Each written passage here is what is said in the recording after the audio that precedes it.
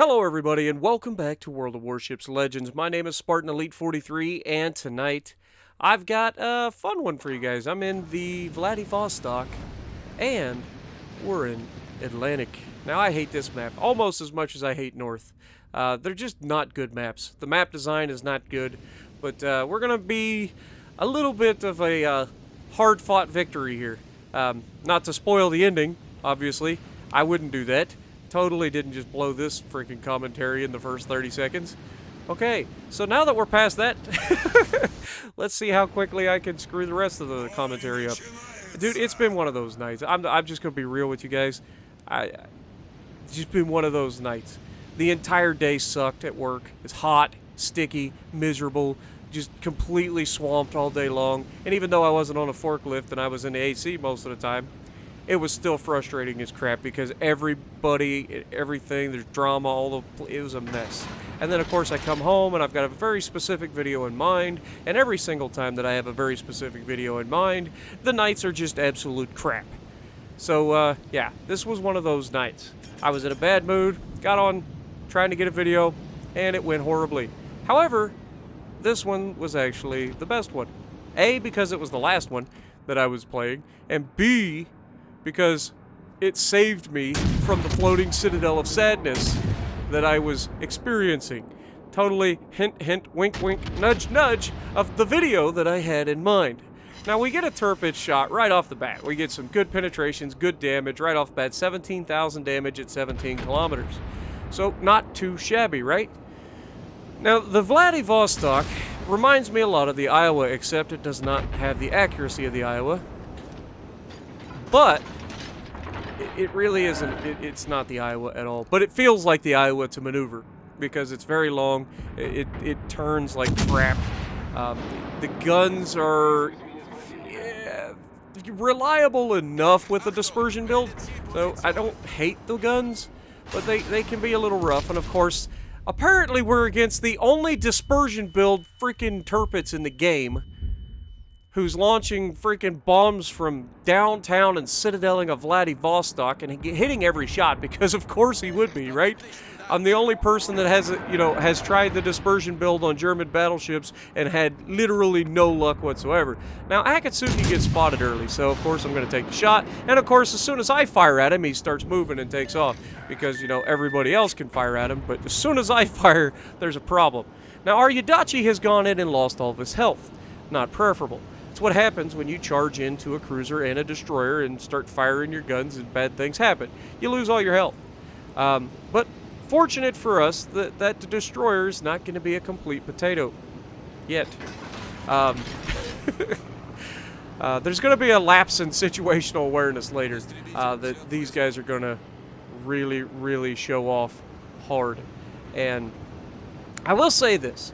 This thing is a lot more tanky than the Iowa, especially when you're broadside on. It can get citadeled, as we've already proven. I mean, we already took one citadel at the beginning. Maybe it wasn't a citadel. Maybe it was just a lot of penetrations. Who knows? I wasn't really paying attention. But it was a pretty nasty hit from that Tirpitz. But we're gonna keep pushing away. When you push this way, you cannot stop and watch the side of the map. You can't play around. The games just don't last that long, okay? And especially in dominations, you have to force your hand. As we turn in, most of those rounds from the Tirpitz hit the mountain there. We get a little bit of retribution with a penetration, but not preferable, actually.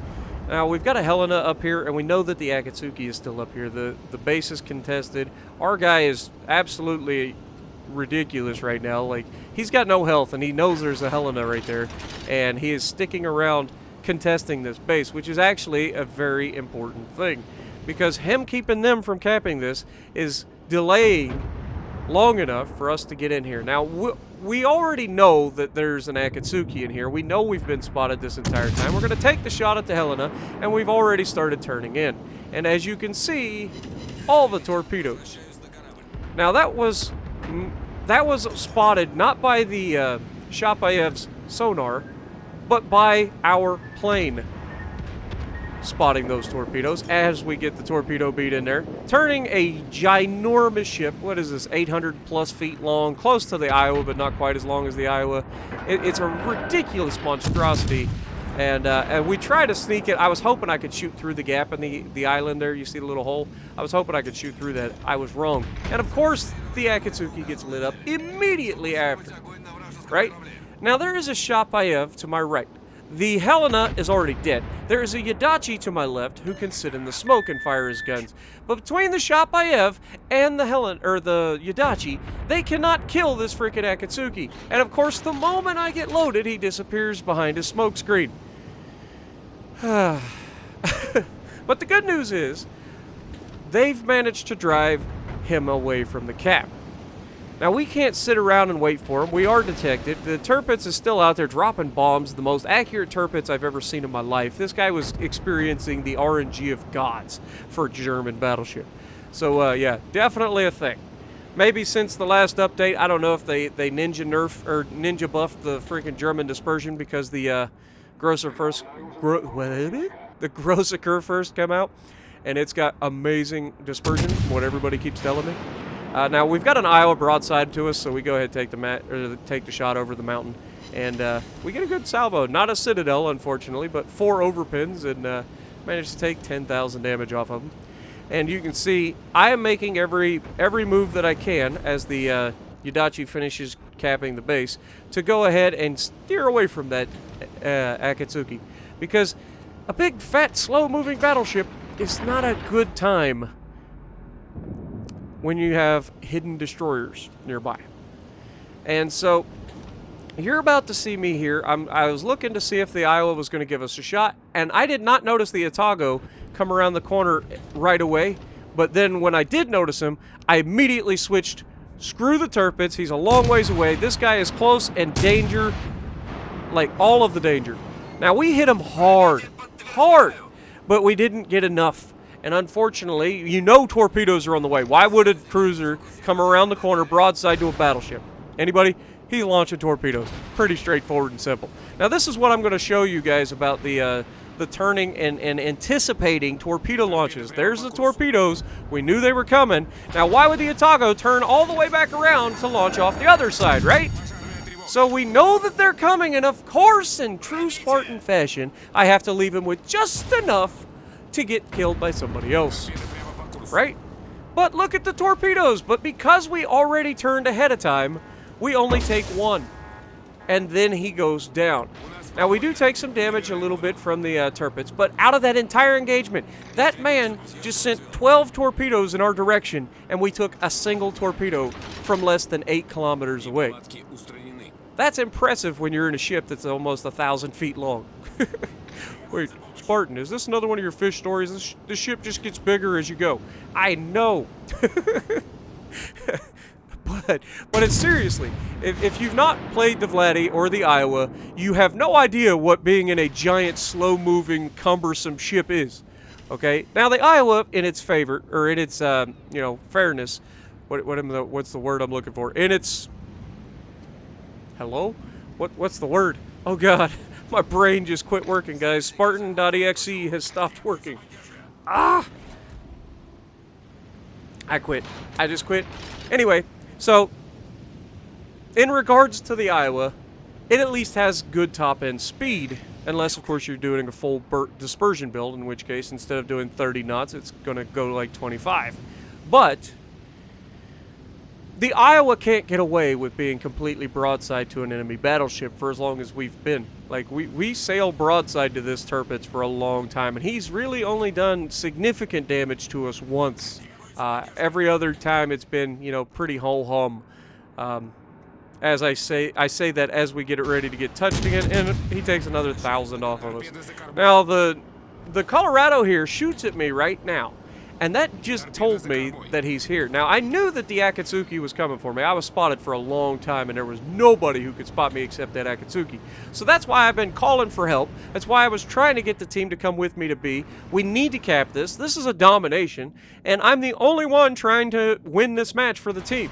Now, of course, right as my guns get loaded, the Tirpitz knocks out the front gun. So we go ahead, we burn one of our damage cons to fix the gun.